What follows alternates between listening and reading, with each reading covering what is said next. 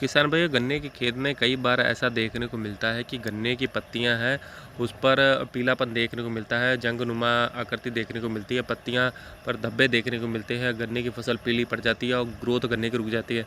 तो ऐसे में किसान भाई काफ़ी प्रकार की दवाइयों खादों पर जाते हैं, लेकिन उनको देखने को जो अंत में रिजल्ट है वो काफ़ी बेकार देखने को मिलता है कि गन्ने का जो रिजल्ट है वो नीचे की तरफ आता है, गन्ना अच्छी तरीके से ग्रोथ नहीं कर पाता। तो ऐसे में किसान भाई काफ़ी परेशानी में फंस जाते हैं कि गन्ने में हर प्रकार की खाद का प्रयोग करने के बावजूद भी उनके गन्ने की जो फसल है वह रुकी हुई दबी हुई रहती है। तो आज की इस वीडियो में किसान भाइयों को इन बीमारियों के बारे में बताया जाएगा, या कौन सी बीमारियां हैं, कैसे लक्षण के कारण किसान भाई इसको पहचान सकते हैं और किस तरीके से इनका जो समाधान किसान भाई कर सकते हैं।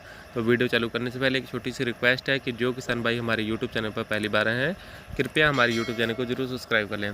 किसान भाई, कई बार खेत में देखा जाता है कि खेत में जो गन्ने की पत्तियां हैं वहाँ पर किसान भाइयों को जंगनुमा आकृति देखने को मिलती है, पत्तियां पीली पड़ जाती हैं। तो किसान भाइयों, यह जो है गन्ने में लोहे की कमी के कारण होता है, यानी कि फेरस की कमी के कारण होता है। इसके लिए किसान भाइयों को अपने गन्ने की खेत में किसान भाइयों फेरस की स्प्रे करवानी रहेगी, या फेरस सल्फेट खाद के रूप में भी डलवा सकते हैं। अगर स्प्रे के रूप में डलवाएंगे तो किसान भाइयों को तुरंत के तुरंत रिजल्ट देखने को मिलेगा। यहाँ पर किसान भाइयों को स्प्रे के बारे में जानकारी दी जाएगी। अगर स्प्रे के माध्यम से किसान भाई इसका समाधान करें तो बहुत ही बेहतर रहता है। किसान भाई, फेरस से किसान भाई कई बार देखा जाए फेरस की कमी, लोहे की कमी के कारण पत्तियों पर जंग नुमा आकृति देखने को मिल जाती है, पत्तियां पीली पड़ जाती है, तो फसल दबी हुई रुक जाती है।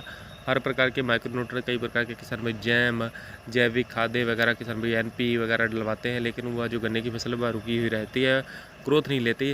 तो किसान भाई वहाँ पर गन्ने की फसल में आयरन की कमी रहती है। तो किसान भाइयों को 10 से 15 किलो, अगर ग्रेनुअल पर जा रहे हैं, अगर खाद के रूप में जा रहे हैं तो 10 से 12 किलो प्रति एकड़ के हिसाब से किसान भाइयों को फेरस सल्फेट का प्रयोग अपने गन्ने की खेत में करना रहेगा।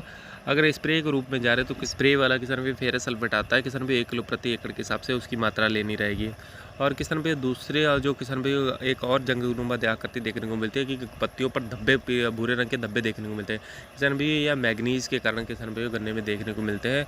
ये इसी कारण भी किसान भाई गन्ने की फसल भी रुकती है। यह भी काफ़ी बेहद खतरनाक बीमारी है। अगर यह भी मैग्नीज की कमी भी आपके गन्ने के खेत में आ रही है तो गन्ने में किसी प्रकार का माइक्रोन्यूट्रिएंट आप यूज कर ले, किसी प्रकार के आप स्प्रे लगा लें, लेकिन आपकी गन्ने की फसल किसान भाई ग्रोथ नहीं करेगी जब तक कि आप उसमें मैग्नीज की किसान भाई पूर्ति नहीं करेंगे। मैग्नीज के अगर पूर्ति के लिए किसान भाई मैग्नीशियम सल्फेट का प्रयोग अपनी गन्ने की फसल में खाद के रूप में करना चाहते हैं तो 5 से 7 किलो प्रति एकड़ के हिसाब से किसान भाई नीचे खाद में मिलाकर डलवा सकते हैं। अगर स्प्रे पर जा रहे हैं तो किसान भाई को 1 किलो प्रति एकड़ के हिसाब से फेरस सल्फेट का प्रयोग जो किसान भाई स्प्रे के लिए आती है, किसान भाई उसका प्रयोग अपनी गन्ने की फसल में करें तो किसान भाई को बहुत ही अच्छे रिजल्ट देखने को मिलेंगे।